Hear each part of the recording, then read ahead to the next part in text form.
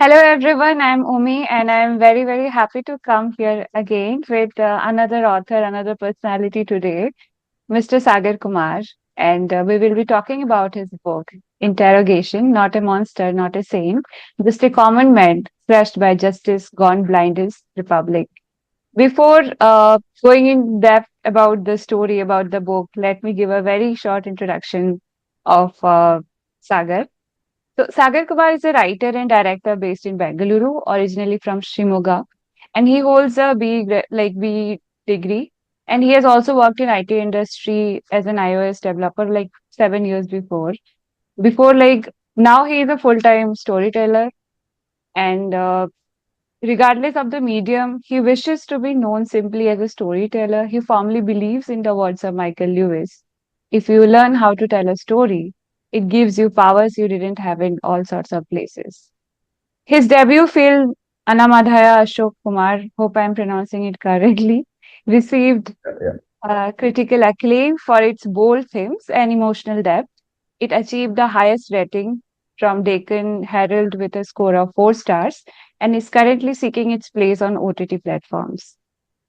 Interrogation marks Sagar's entry into literary writing based on a true Mm. incident that took place at the Madiwala police station in Bengaluru, June 2021. And let me give a very short intro about the book itself. So, yeah, it's as already described, like it's a uh, book written by true incidents. So, Interrogation is a deeply human story that explores the fragile intersection of power and prejudice. So, I will not spoil it for you guys. Let's hear it from Sagar itself. So, sir, first of all, welcome, and we are very happy to have you here with us today. It's like a privilege for me. Thank Thank you. And, sir, sorry, Sagar, as it marks your entry to like literary writing, so how do you feel about it? Like initially you were into filmmaking and as a storyteller. So also, do you see any boundary in storytelling? Like when you say you are a storyteller, like what can the different forms be in storytelling? I would like to know. So there's no boundary as such. Just the medium is different, right? Like there, we're using visual medium to tell the stories, and I mean, like basic.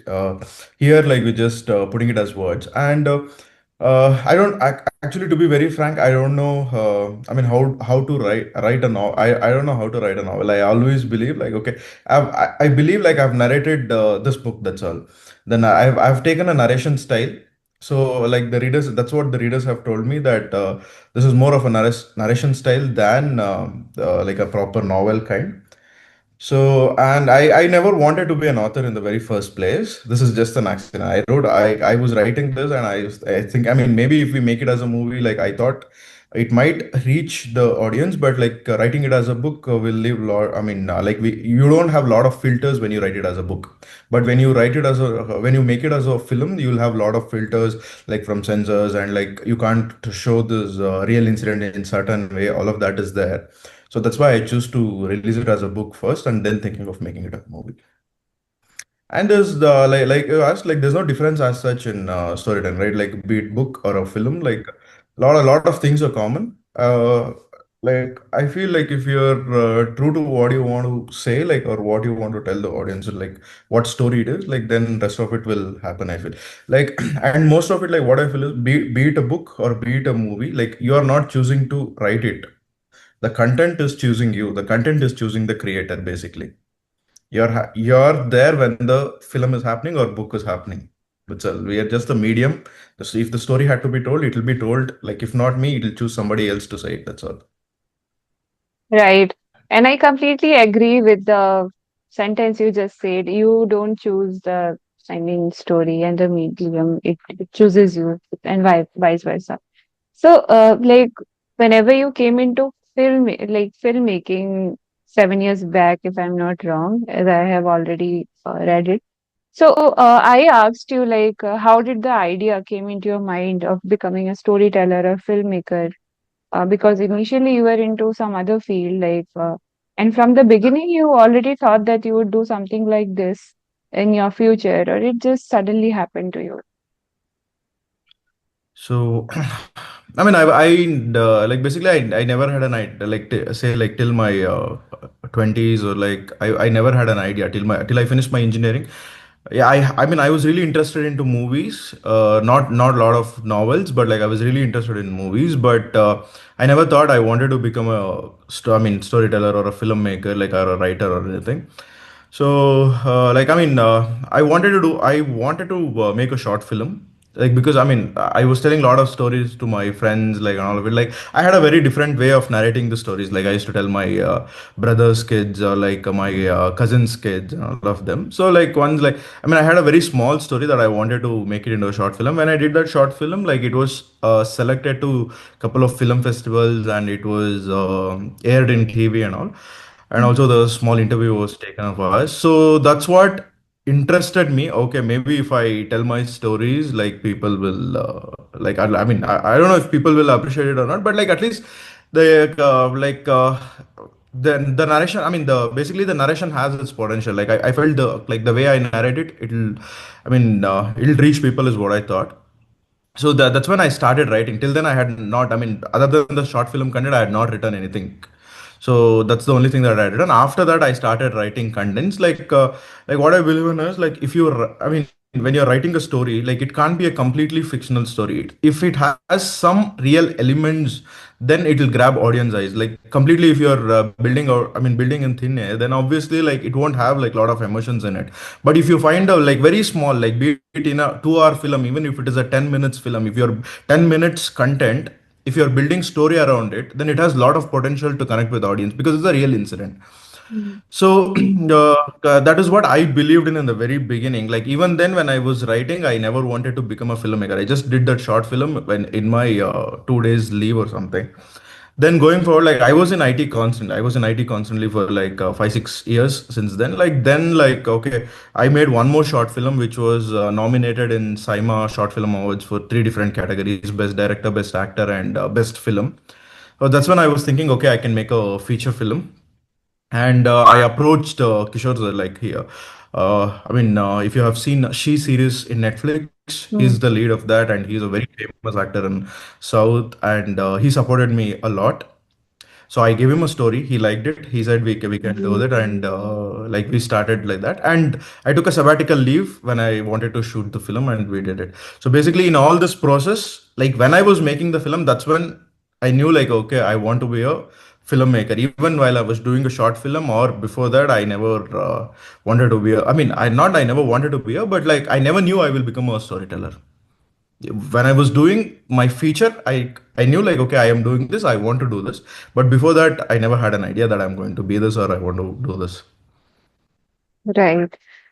So, like, how the journey has been so far? Like, you said that when you were making that video or shooting it, then only you like realize that this is something you wanted to do. So, like, how has the transition been so far? What kind of challenges you faced, and like, how did you overcome it? And if you didn't change, or like, if you didn't have challenges, also, that's also you can share. No, not like I didn't have challenges. Like, Hmm. uh, see, be it whatever we are doing, right? Like, the challenges are part and parcel of it. Like, Right. I mean, any profession comes with its own baggage, right? Hmm. So, I have, like, to make my first film, I took 8 years. So, like, I would say it this way: like, I had 29 years to tell my first story.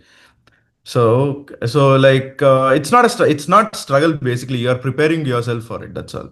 Like, I was in IT, like, I was parallelly working. Like, I used to come home late nights. I used to write, because I mean, I used to write in the late nights because I used to like writing. Otherwise, like, because I mean, I had taken 2 years off in between, like, IT, to pursue this, but that was, yeah, that's just the part of it. Like, you're preparing yourself for it, right? Like, how you're studying to be a software engineer, you're preparing yourself to tell a story. That's all. Like, I mean, it's not like there is no struggle. There's a lot of emotional baggage with it. There is a lot of other things also. Like, I've waited in front of producer's house for the whole day, and Hmm. like, not meeting, and all that's happened.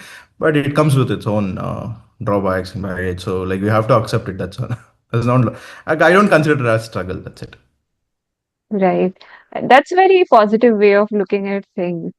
And I believe in like very initial career in like every artist, they have to face some kind of difficulties. It can be from like different levels, person to person, but yeah, that exists.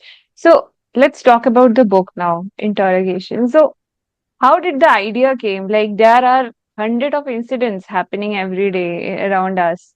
So like why this Hmm. specific story? Why this specific thing you chose to write? So basically, basically, if you see, like even my first film, right, like Mm, that has, I mean, even my first film that has around 10 to 15 minutes of content that is a real incident, and the story, whole story is built around it.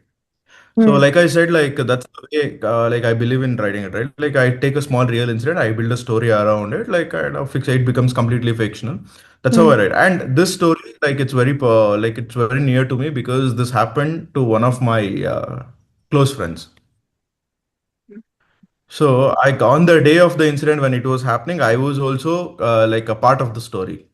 Not exactly how you read it in the book, but I was also part of the story with this book. So like I knew what was happening, what is going on, and I felt there's the not one story, right? Like every year, like easily, like if you take this particular case, just this case, is more than like 8,000 to 10,000 cases a year. Just this, like if you read the intro, one sec, sorry. mm, If you read interrogation, there is easily more than like 8 to 10,000 cases every year happening, like very similar to this. So like I thought, okay, I'm not just representing one guy. I'm representing almost 8,000 guys like every year. So that's why I wanted to say this story. Like this, I mean, like this is not. I would say, okay, this is not. This is a good story. I won't say this is a great story, but it's a real incident. It happened for somebody. mm. Okay, so like we can't even put ourselves in that shoes and think, okay, like his mindset would have been this, his mindset would have been that. We can't even think the way it happened to him.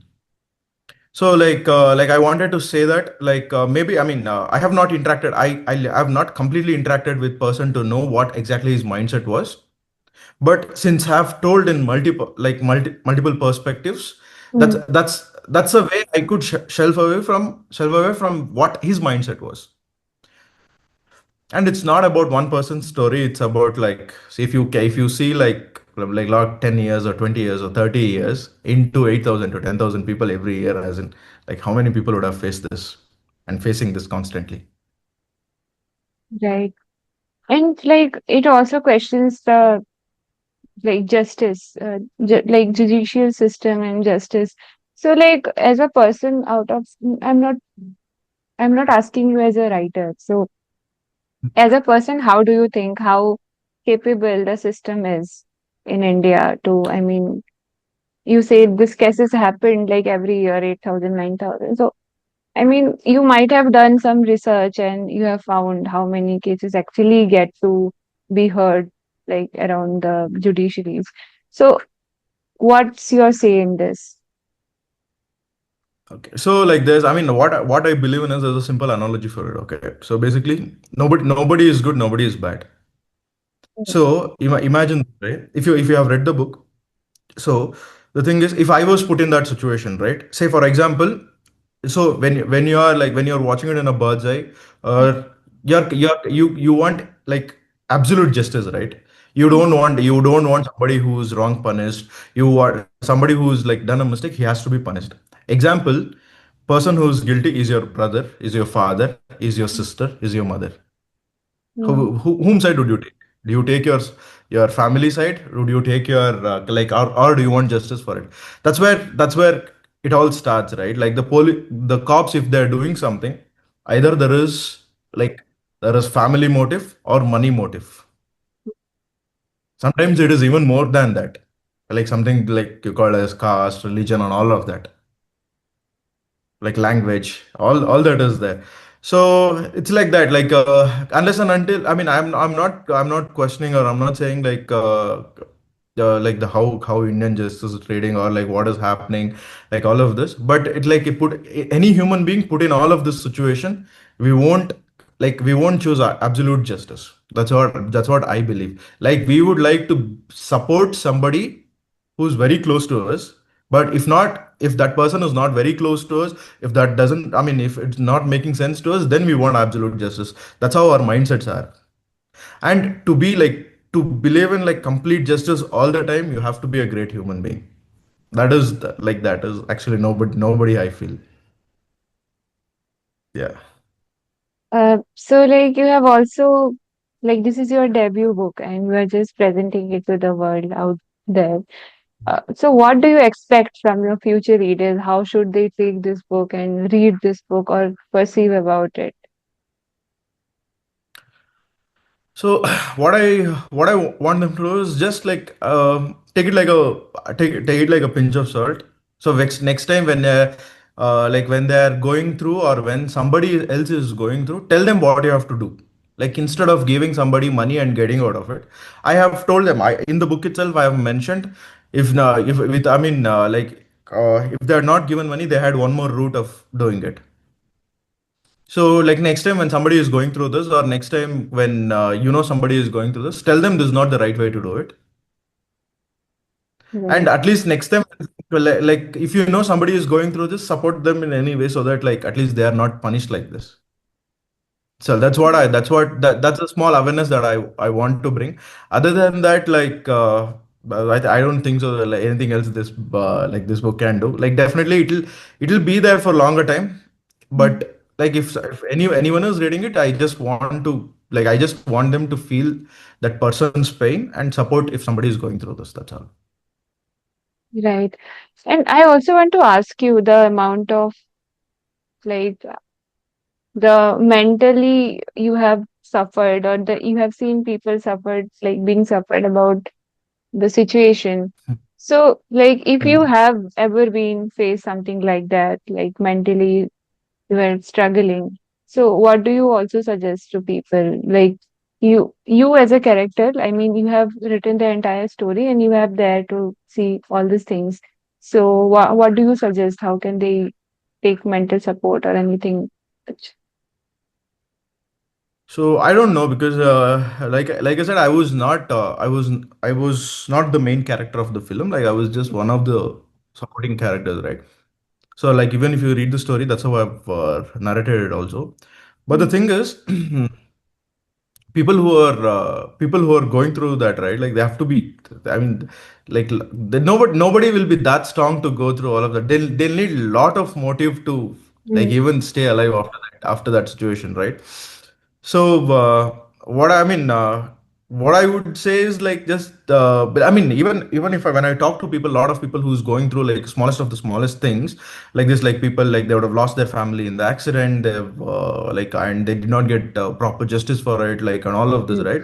So mm, even their mind is not like comparable to what like somebody else is going through and all of that. So like all of this the mentals when we are talking about their mental stability and all of that, we actually don't know what they are going through. At least what we like I something that they can do is like just don't stay alone. That's all.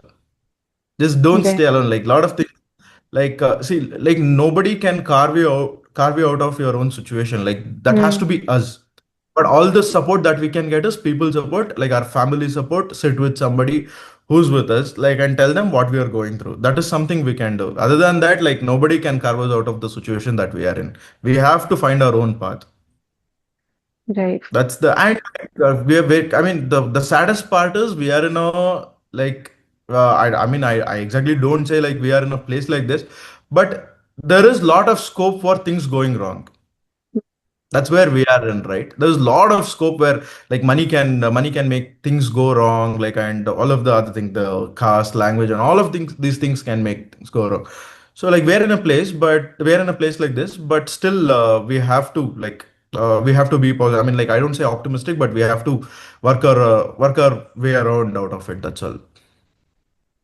Right. And that's a very beautiful message you portrayed out there for people who are going through these situations. Also, to the readers, if you want to read this book, you can go check our website or Amazon. The book is available. And please let us know how did you find it. If you have any suggestions or feedback, you can also add that. And we hope that you will love this book, all the readers who will be watching this video.